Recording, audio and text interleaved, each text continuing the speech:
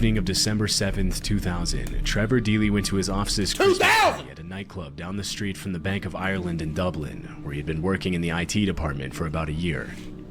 Upon leaving the party at 3:30 a.m., Trevor couldn't get a ride back to his apartment due to a massive taxi driver's strike, and his only option was to walk home through an area notorious for crime and gang violence. Oh no! It was a 20-minute walk home, and since the bank was pretty much just up the street, Trevor decided to make a quick stop at his office to grab his umbrella before walking home in the rain.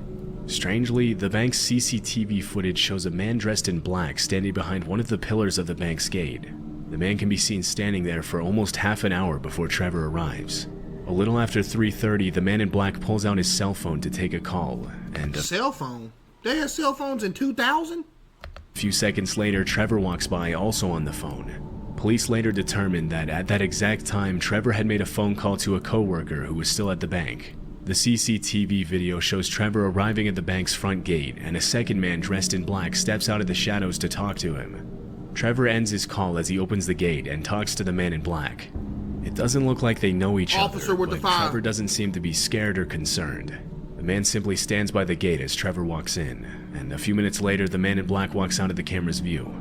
Trevor's coworker reported that he and Trevor shared a cup of tea that night and talked about the party for a while, and that Trevor had also logged onto his work computer for a couple of minutes just before he left the bank at about 4 a.m. The CCTV footage shows Trevor stepping out onto the street before walking home.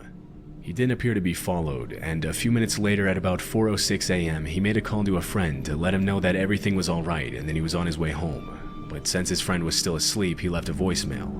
That voicemail would be the last time that anyone heard from Trevor Deely. At 4:14 a.m., Trevor was seen walking by an ATM on a street about 15 minutes away from his apartment. Less than 30 seconds later, a man in black appears on screen, apparently following Trevor. That's probably the same dude, bruh. 16 years later in 2016, the CCTV footage was digitally enhanced, and police determined that the man in black from the bank was the same man who later followed him. This was the last footage where Trevor was seen alive.